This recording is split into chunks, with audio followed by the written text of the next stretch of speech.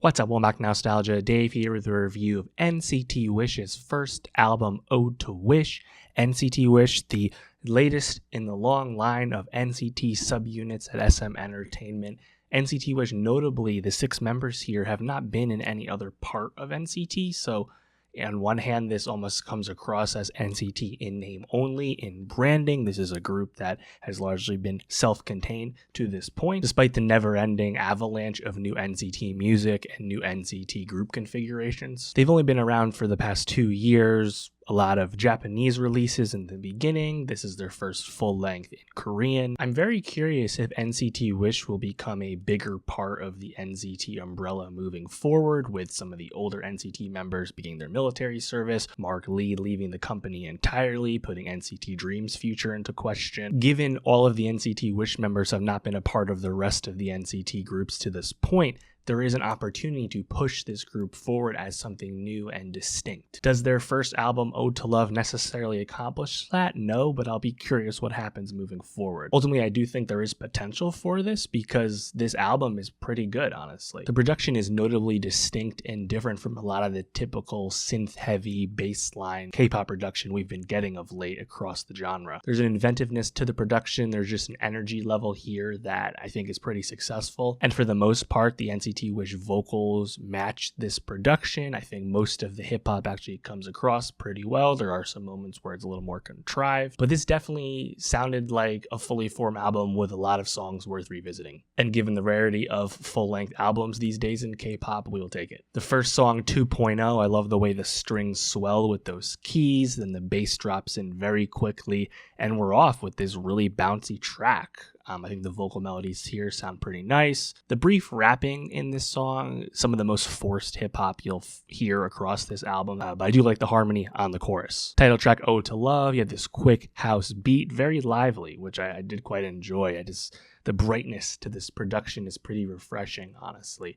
Sticky, you have the acoustic with these chimes very noticeably. This is the first hip-hop moment on the album that makes a lot of sense. I like that cadence there. There's some fun back and forths. Glitchy outro section on the beat there. Just an interesting beat. I think an interesting journey through the beat throughout the course of that song. I like it overall. Feel the beat, as the name might suggest. Also very production forward. I love the way it starts. Great groove. The vocals kind of just gliding over the production here. The bass drops in, though, and you get this very catchy tempo, I must say. Then you have this beat switch up where rap verse really kills the momentum, honestly. Quite confounding choice, because I think the beginning of the song is just really, going for it and sounds awesome. And then you drop in, 10 seconds of rap, and it's like, what was the point of that? Then you get it back on the chorus, although I do think the beat's a bit busier. There's a little bit too much going on with that chorus. Verse 2, more of rap, but it's better. It just feels more natural at that point. Crush is really the first slow moment on the project here with this twinkly beat with some noticeable piano, but it picks up quite quickly, honestly, and leads itself into a nice chorus.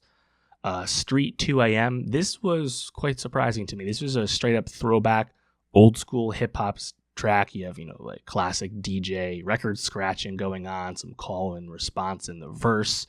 I like it. I think it's effective. Glow Up, piano, noticeable piano groove here. Really cool. I think the vocal harmonies in the chorus sound pretty nice.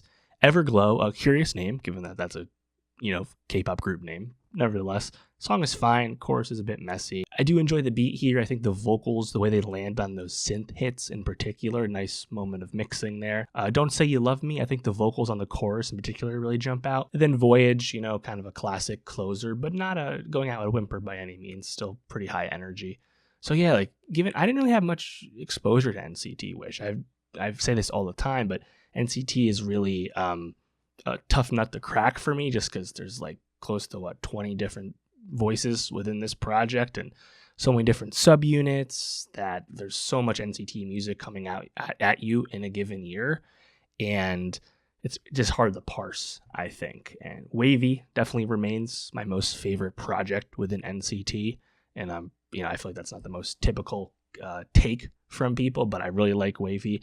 And frankly, I am quite curious what's going to happen with them next, just because you have those military services. Mark Lee has quickly become one of the MVPs of NCT, but after that really successful solo album of his last year, he has left NCT and SM entirely following the expiration of his contract. So he's not someone they can lean on. They're going to have to build up some more voices, some younger people, and maybe NCT Wish will be a part of that. We'll find out in time. Let me know though, where you at with NCT in general? What did you think of this NCT Wish album? And for more music reviews, more K-pop reviews, subscribe, and I'll see you next time.